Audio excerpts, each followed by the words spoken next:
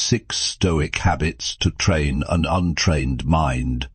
Your mind is untrained. That's the problem. Not your job, not your relationship, not the traffic or the bills or the chaos. Your mind runs wild and you follow it into suffering. Most people wake up and immediately let their thoughts ambush them. Worries about yesterday, dread about today, anxiety about tomorrow. They scroll, react, stress, repeat, and think they're stressed because life is hard. But the Stoics knew better. Life isn't the issue. Your mind's response to life is. Marcus Aurelius ruled an empire. Epictetus was born a slave. Seneca navigated political treachery and exile. Yet they found calm in chaos, not by controlling the world, but by training their minds. They developed daily habits, simple practical disciplines that transformed how they experienced reality. This isn't motivation. Motivation fades. This is mental discipline, and discipline is what separates those who react from those who respond, those who suffer from those who endure, those who crumble from those who stand. Here are 6 Stoic habits, arranged in ascending order of depth and power. The first is accessible. The last is the one most people ignore, but it changes everything. Each habit builds on the previous one, creating a compound effect that rewires your mind. By the end, you won't just feel better, you'll think differently. You'll be different. Habit 1. The morning mindset ritual. The first battle of the day happens before you leave your bed. Marcus Aurelius, Emperor of Rome, started every morning by reminding himself what kind of people he'd encounter that day: the meddling, the ungrateful, the arrogant, the deceitful. He didn't do this to complain. He did it to prepare. He told himself, these people exist because they don't know better, but I do. I won't be surprised. I won't be thrown off. Before the world floods your awareness with its demands, you set your intention. Here's how it works. When you wake up, before reaching for your phone, take 60 seconds. Sit on the edge of your bed and ask yourself, what do I control today? The answer is always the same: your thoughts, your reactions, your effort. Everything else is outside your power. Then mentally rehearse the day ahead, not with anxiety, but with clarity. If you have a difficult conversation, visualize staying calm. If you have a tedious task, commit to doing it with focus. If something goes wrong, remind yourself that obstacles don't ruin the day. Your response to obstacles does. You're not trying to predict every outcome. You're training your mind to expect resistance without being devastated by it. Most people let the day happen to them, waking up reactive and wondering why they feel anxious before breakfast. You're doing the opposite, taking control of the only thing you ever had control over: your internal state. This habit is the foundation. It's accessible, it takes 1 minute, and it works. When you start your day with intention instead of reaction, everything shifts. You're no longer a passenger in your own mind. You're the pilot. Habit 2. The pause practice. Between what happens to you and how you respond, there is a gap. Most people never see it. They react instantly. Anger to insult, anxiety to uncertainty, frustration to inconvenience. Stimulus meets response with no space in between. The Stoics saw that gap and widened it. Epictetus taught that we're not disturbed by events themselves, but by our judgments about events. Someone cuts you off in traffic, the event is neutral. Your judgment, that person is an idiot, they disrespected me, my day is ruined, creates the suffering. That judgment happens so fast it feels automatic. It's not, it's a habit, and habits can be changed. Here's the technique. Something happens, and you feel the surge, anger, anxiety, frustration. Instead of immediately reacting, do 3 things. First, name the emotion, I'm feeling anger. Second, take 1 deep breath, just 1. Third, ask, is this response going to help me or hurt me? That's it. Name it, breathe, question it. You're not suppressing the emotion, you're creating space around it, reminding yourself that you have a choice. Viktor Frankl, who survived the Holocaust, said that between stimulus and response there is a space, and in that space lies our power to choose our response, and in our response lies our growth and freedom. Master the pause, and you're no longer controlled by circumstance. You're learning self-command. Habit 3. Negative visualization. Seneca had a habit that sounds dark but was profoundly liberating.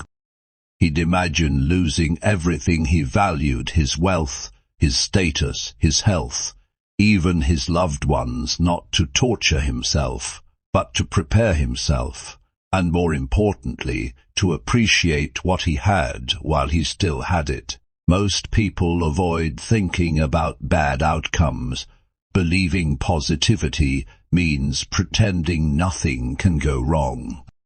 But the Stoics understood that denial doesn't prevent suffering, it amplifies it. When you refuse to consider adversity, you're blindsided when it arrives with no mental resilience built up. You collapse. Negative visualization does 2 things. First, it removes the shock factor from hardship. If you've mentally rehearsed losing your job, and then it happens, you're not paralyzed by panic. You've already thought through your options. Second, it creates profound gratitude.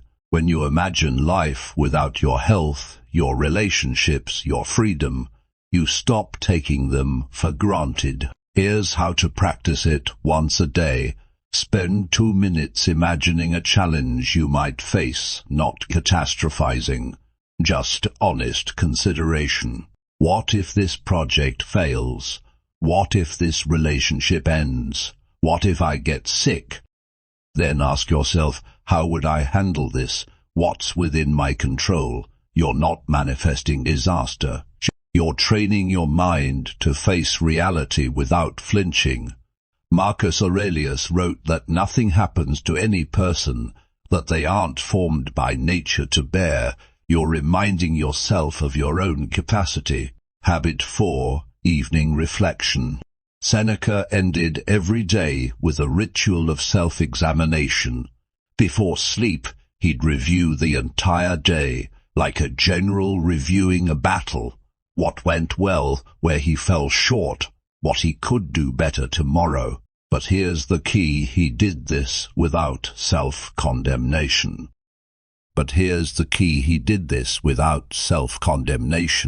He wasn't beating himself up, he was learning. Most people end their day the way they started it, scrolling, distracted, numb, carrying unresolved stress into sleep, then waking up still carrying it. Instead, take 5 minutes before bed, sit somewhere quiet and ask yourself 3 questions. First, where did I respond well today? Maybe you stayed calm during a conflict or focused when you wanted to quit. Acknowledge it. This isn't arrogance.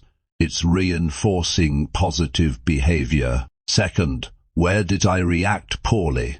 Maybe you snapped at someone or avoided an important task.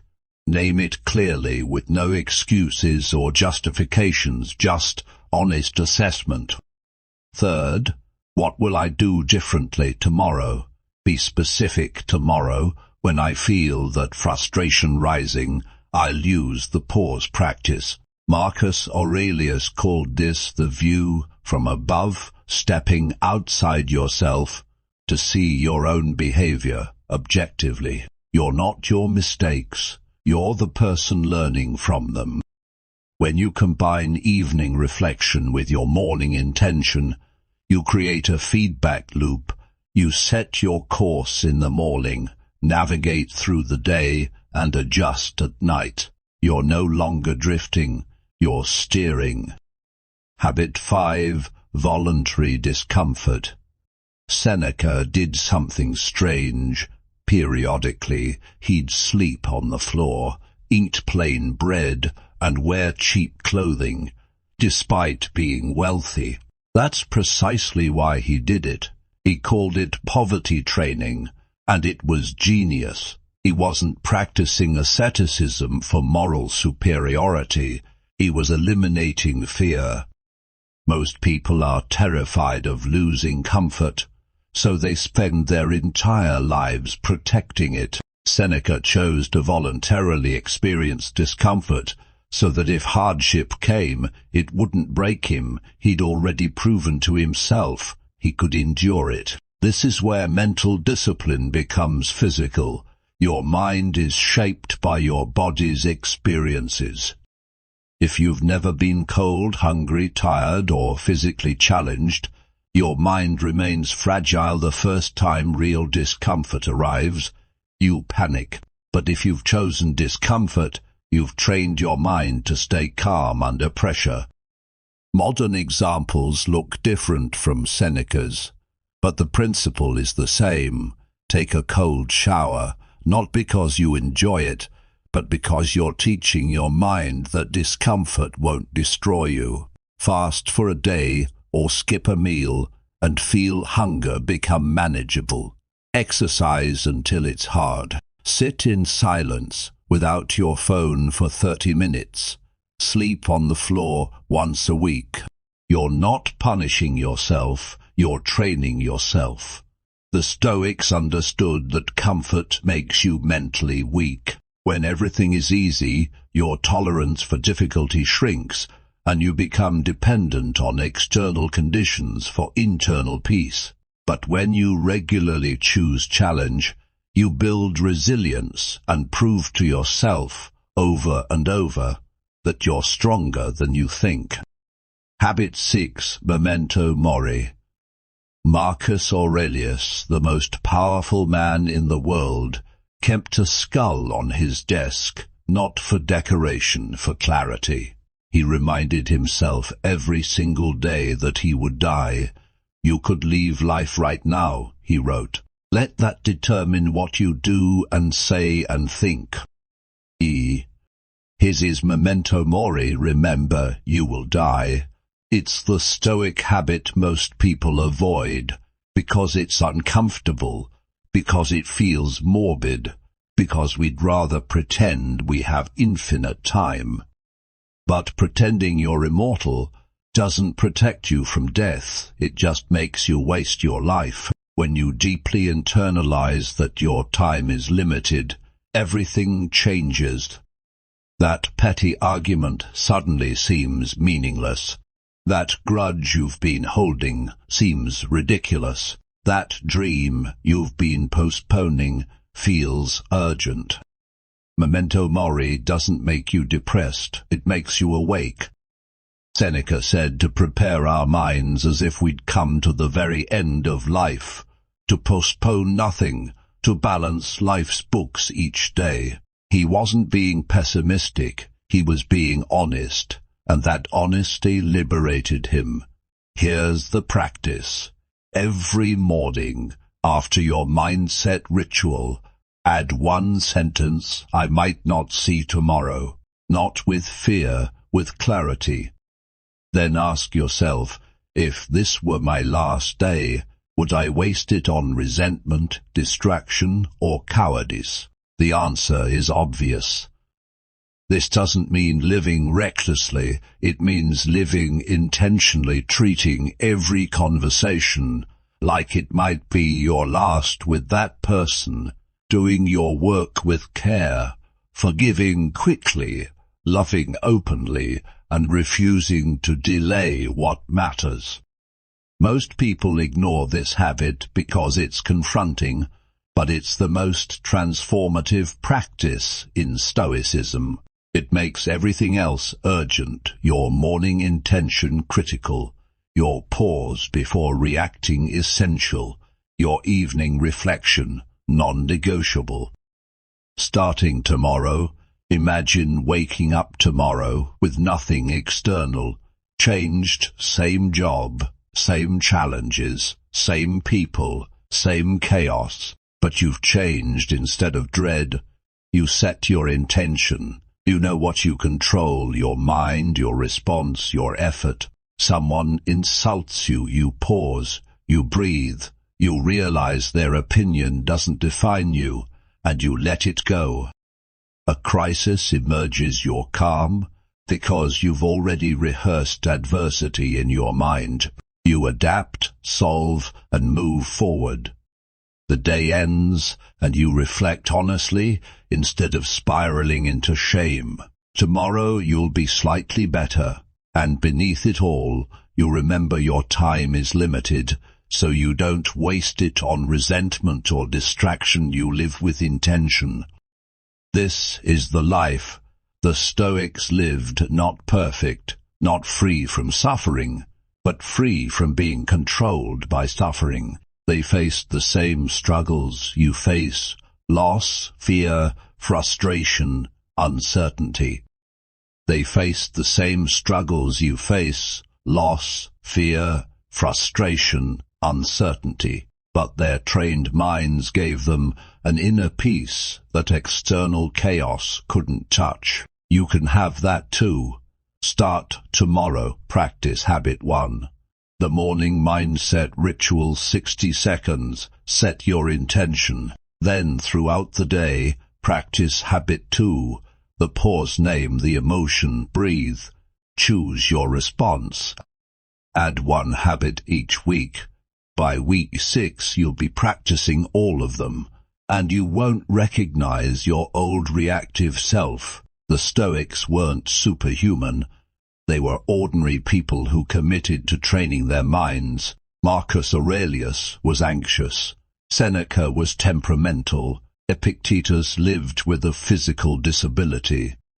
But they chose discipline over comfort, reflection over distraction, and growth over stagnation. You have the same choice.